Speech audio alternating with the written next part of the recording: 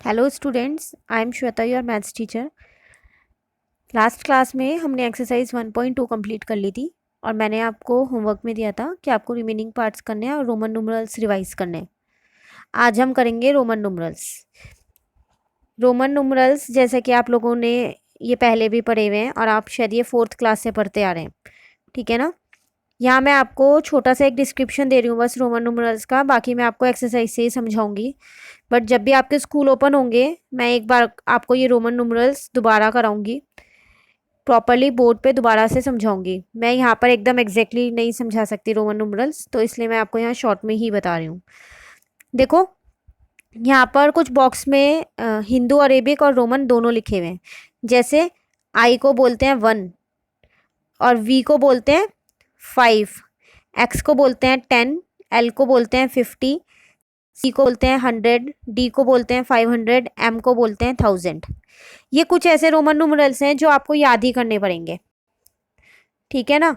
ये आप मतलब ऐसा नहीं है जैसे मैंने आपको सिखाए थे कि लाइन वाइज हम लिखते जाते हैं 10 तक, उसके बाद जब 20 वाली लाइन लिखते हैं तो पहले 10 वाले लिख देते हैं, फिर 1 2 3। मैंने आपको ऐसे ही सिखाए हैं ये 5th क्लास में। 500 तक पूरे रोमन न्यूमरल्स मैंने आपको ऐसे ही सिखाए हैं, बट उसमें कुछ चीज़ें हैं जो हमें याद रखनी पड़ेगी। जैसे एल को 50 ही लिखते हैं। इसके अलावा मैंने एक आपको 40 भी याद करवाया था। 40 को लिखते हैं एक्सएल, अगर आपको याद हो तो, ठीक है। 100 को सी लिखते हैं, ये भी आपको याद करना पड़ेगा। डी को 500 लिखते हैं। सिमिलरली 400 को हम क्या लिखते हैं? C D. सी डी मतलब जब भी हम छोटा नंबर पहले लिखते हैं और बड़ा नंबर बाद में लिखते हैं रोमन में, तो उन्हें सब्ट्रैक्ट करना होता है। तो सी मेरा छोटा है क्योंकि सी मेरा 100 है और डी मेरा 500 है, वो बड़ा है। तो अगर मैंने सी डी लिखा है इसका मतलब मुझे 500 में से 100 सब्ट्रैक्ट करना है, तो कितना आएगा? 400। इसलिए 400 को सी डी बोलते हैं। एम है 1000। अब अगर मैं आपसे बोलूँ कि 900 को क्या बोलेंगे, तो आप इजीली बता सकते हो सी एम, क्योंकि सी मेरा 100 है, एम मेरा 1000 है। 1000 में से 100 गया तो 900 बचेगा, तो सी एम आ जाएगा, ठीक है। तो इसे समझते रहेंगे। छोटे छोटे जो है, मतलब जो छोटी डिजिट्स हैं, वो देखो मैंने डायरेक्ट सॉल्व की हुई हैं। मैं आपको ना सॉल्यूशन से समझा देती हूँ, मैंने पार्ट भी उतारा है सॉल्यूशन में। एक्सरसाइज 1.3 आज की डेट डालनी है आपको इसमें, ठीक है। आपको हिंदू अरेबिक दे रखा था, इनको बोलते हैं हिंदू अरेबिक न्यूमरल्स, और रोमन में कन्वर्ट करना था, ठीक है। 48 ये तो छोटा नंबर है, आप डायरेक्टली लिख सकते हो। मैंने पहले 40 लिखा एक्सएल, उसके बाद 8 लिख दिया, ठीक है। 32 पहले 30 लिखा ट्रिपल एक्स, उसके बाद 2 लिख दिया। 27 पहले 20 लिखा डबल एक्स, उसके बाद 7 लिख दिया। 60 50 प्लस 10 होगा ना 60। 50 होता है मेरा एल और 10 होता है मेरा एक्स, दोनों को प्लस किया, एल एक्स मेरा आंसर आ गया। 104 मतलब 100 प्लस 4 हुआ ना, 100 होता है मेरा सी और 4 होता है मेरा 1v, ठीक है। 1500 इसको देखो मैंने थोड़ा एक्सपेंड करके लिखा है क्योंकि ये बड़ा नंबर है। 1500 को मैं 1000 प्लस 500 लिख सकती हूँ, मिला के 1500 ही बनेगा, ठीक है ना। तो 1000 को हम क्या लिखते हैं? एम, अभी हमने ऊपर किया था, और 500 को क्या लिखते हैं? डी, ठीक है। 79 तो पहले 70 लिखेंगे, तो एल डबल एक्स, उसके बाद 9 लिख दिया। 83 पहले 80 लिखेंगे, एल ट्रिपल एक्स, 80 बन गया, आगे 3 लिख दिया, ठीक है। 1200 फिर इसको मैंने एक्सपेंड कर दिया थोड़ा, 1000 प्लस 200। 1000 तो मुझे पता है एम होता है, अब 200 मेरा 100 सी होता है, तो 200 क्या होगा? Double C. अब इन दोनों को कर दिया।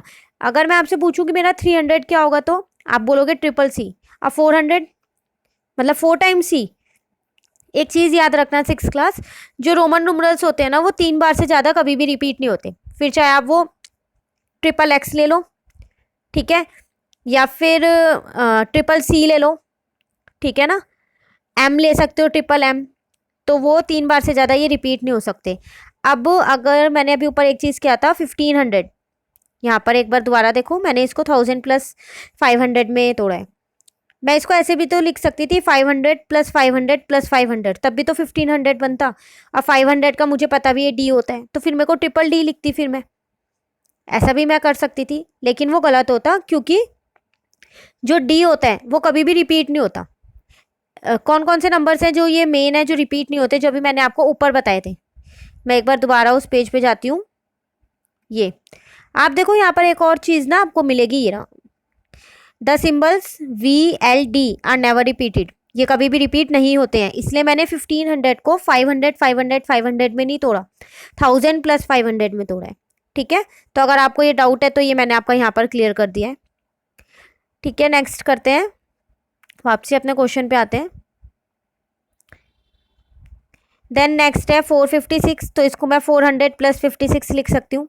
400 फिर वही मैंने अभी आपको बताया था CD, डी मेरा 500 होता है। अगर बड़े नंबर से पहले छोटा नंबर लिखते हैं, इसका मतलब वो सब्ट्रैक्ट करना है, तो 500 में से 100 माइनस करूंगी तो 400 आ जाएगा, इसलिए मैंने आगे C लिख दिया। अब 500 में से 100 गया तो 400 बचा। 56 मुझे ये तो छोटा सा है, तो ये मैंने लिख दिया, इन दोनों को फिर मैंने एक साथ लिख दिया।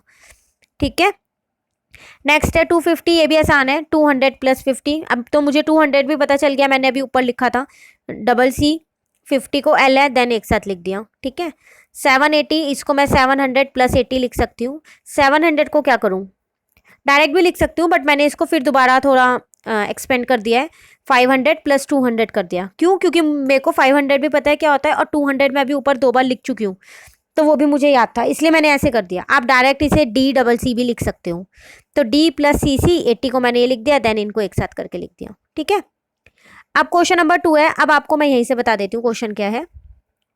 क्वेश्चन नंबर 2 में आपको रोमन में दे रखा है हिंदू अरेबिक लिखने। ठीक है, छोटे वाले तो आसान है, L है 50 प्लस 5 55, 10 20 24, 10 15 16 17। देखो मैं यहीं से ही इनको कर सकती हूँ ईजिली, 10 20 30 31 32 33।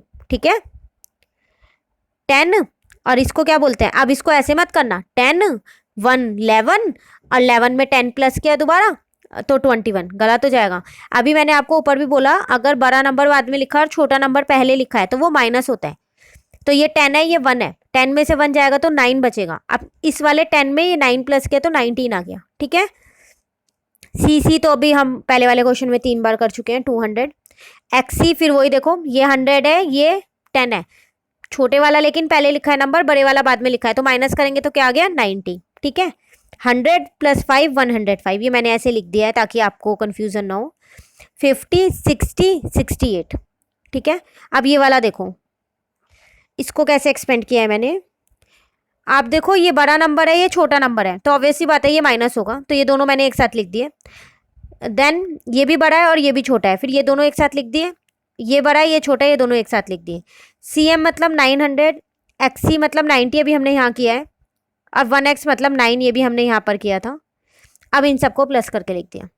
ठीक है, तो आप अगर ऐसे एक्सपेंड करके करोगे तो रोमन न्यूमरल्स आपके लिए थोड़ा आसान हो जाएंगे। नेक्स्ट 50 60 64। ठीक है, इसको फिर मैंने किया है, देखो CD, ये छोटा है ये बड़ा है, तो मैंने यहाँ लिख दिया इसको पहले एक साथ। अलग अलग इसलिए नहीं किया मैंने क्योंकि छोटे नंबर के आगे बड़ा नंबर लिखा हुआ है, और ये LXV ये सारे एक ही ऑर्डर में है, बड़े से छोटे, इनको एक साथ लिख दिया। ये 400 है मेरा, ये कितना है 50 60 65, देन प्लस करके लिख दिया।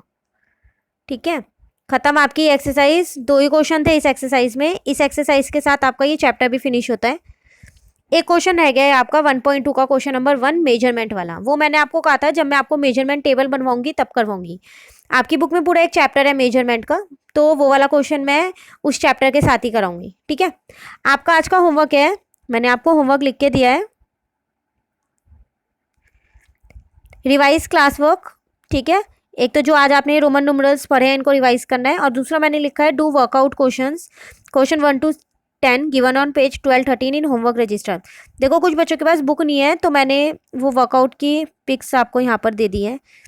क्वेश्चन वर्कआउट ये रहा, पेज नंबर 12 ये रहा।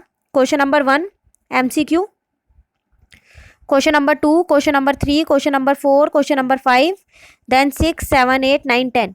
ये 10 क्वेश्चंस है जो आपका पूरा चैप्टर आपको रिवाइज करा देगा, जो आपने ये पूरा चैप्टर किया है।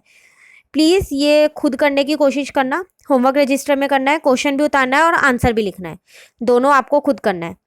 ठीक है, आपको कोई भी डाउट है आप मेरे से पूछना, अगर आपको घर में कोई समझाने वाला है तो आप उससे भी समझ सकते हो, बट किसी की हेल्प मत लेना ये वर्कआउट करने के लिए। इससे ये पता चलेगा आपको भी और मुझको भी कि आपको मेरा पढ़ाया हुआ कितना समझ में आया।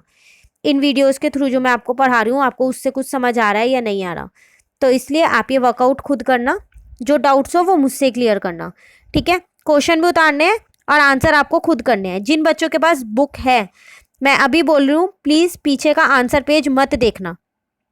लास्ट टाइम भी मैंने होमवर्क दिया था तो कई बच्चों ने पीछे का आंसर पेज देख के डायरेक्ट आंसर लिख रखे हैं, पीछे कई आंसर गलत हैं। तो आप पीछे का आंसर पेज मत देखना, मैं हूँ चेक करने के लिए, मैं चेक कर दूंगी। आप मुझे बस क्वेश्चन लिखना और जो आंसर जैसे आपको आता है वैसे करना। ये एक तरीके से आप लोगों का टेस्ट है, तो मैं आप सभी स्टूडेंट से उम्मीद करूंगी कि आप टेस्ट ऑनेस्टली करोगे, जिससे आपको भी पता चले कि आपको ये चैप्टर कितना आ गया। पूरी रिवीजन है यही वर्कआउट में ही, आपका पूरा चैप्टर रिवाइज हो जाएगा, ठीक है। बाकी नेक्स्ट क्लास में हम नेक्स्ट चैप्टर शुरू करेंगे। अब जब आपकी होमवर्क कॉपी की टर्न होगी, जब तक आप ये वाला काम कंप्लीट कर लेना। Thank you, have a nice day.